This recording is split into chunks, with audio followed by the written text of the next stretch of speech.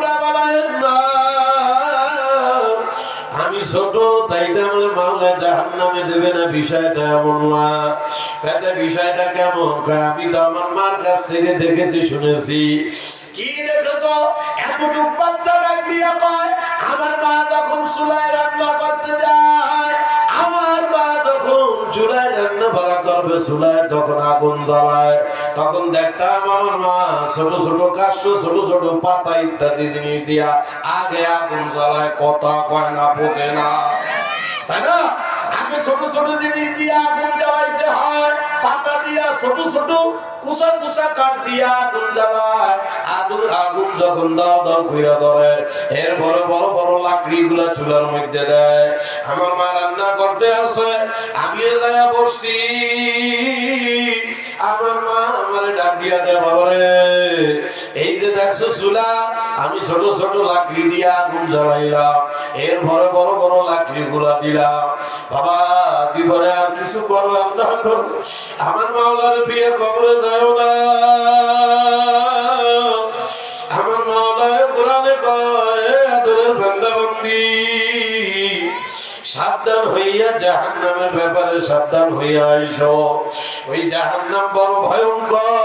ওয়াকুদুহান নাস ওয়াল হিজারা। আল্লাহ আল্লাহ ডাক দিয়া কয়, ওই জাহান্নামের ইন্ধন হবে মানুষ আর পাথর।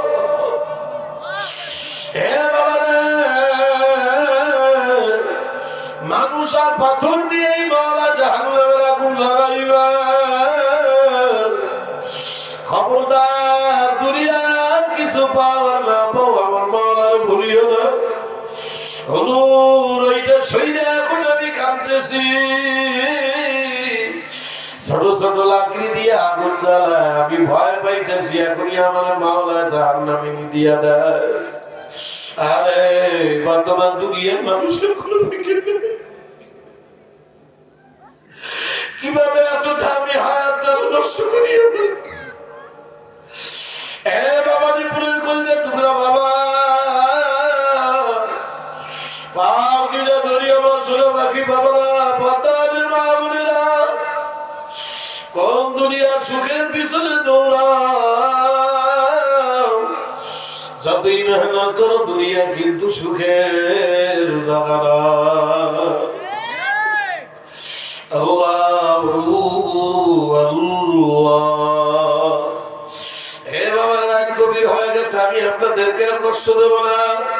বাবারা মাত্র 10-12 মিনিটের মধ্যেই পাগল দোয়া করিয়া চলে যাবো। তবে যেটা বলতে চাইছিলাম বলিয়া যাই বাদাম, মানুষের মৌলিক চাহিদা হইল 4টা। 1 নম্বর, মানুষ কোনোদিন মরতে চায় না।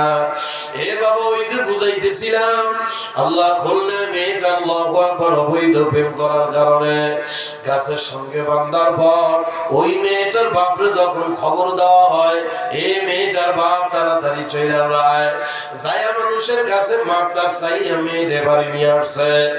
আবার পরে বাবারে বাপে তো মানুষের সামনে লজ্জিত হইছে, অপমানিত হইছে, রাগের চোটে সে নামে তারপর মেয়েটার গায়ে হাত দিছে, মেয়েটারে মারছে। বাপের হাতের মায়ের খাইয়া বাবা আল্লাহু আকবার, মেয়েটা রাগ কন্ট্রোল করতে পারে নাই। কোন জায়গা থেকে বিষ সংগ্রহ করিয়া ঘরের মধ্যে যাইয়া ঘরের ভিতর থেকে দরজা লাগাইয়া দরজায় তালা মারছে। কি পরিমাণ রাগ মাথার মধ্যে উঠলে এমন করে রে বাবা, ঘরের মধ্যে দিয়ে দরজা লাগাইয়া আবার তালা মারছে, সেই চাবি আবার জানলা দিয়া ভালো হইতেছে, মানে ওর উদ্দেশ্য আমি মরবো, আমার যেন কেউ বাঁচাইতেও না পারে।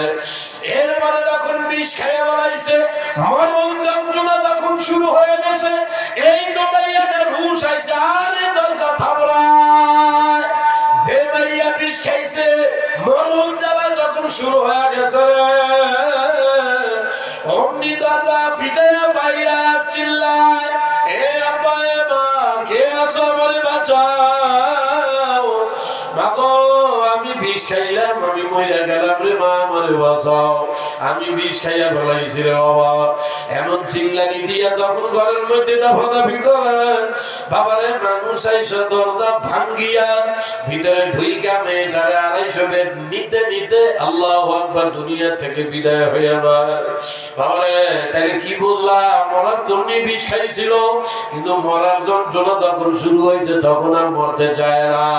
এ বাবারে অনেকে গলায় দড়ি দিয়া যখন শুইলা পড়ে তখন হাত পাও ছোটাছুটি কি জন্য করে জানো? ওই মুহূর্তে একজন মানুষের হৃদয়ের কথা, আরে ভুলে ঝুলছি আমার বাসা মইরা গেলাম, কথা কয় না। এক নম্বর মানুষের চাহিদা, আমি জানো বাইচা থাকি, আমি জানো না মরি। আল্লাহ কয় না বান্দা জীবন ও দুনিয়ায় চিরজীবন থাকার জায়গা না, তুই আমারে দুনিয়ায় নাহনু আউলিয়াউকুম ফিল হায়াতিদ দুনিয়া, আমারে বন্ধু বানায়া আয়, আমি তোরে এমন জান্নাত দিয়া দেব রে, ওই জান্নাতের মধ্যে তোরে ঢুকাইয়া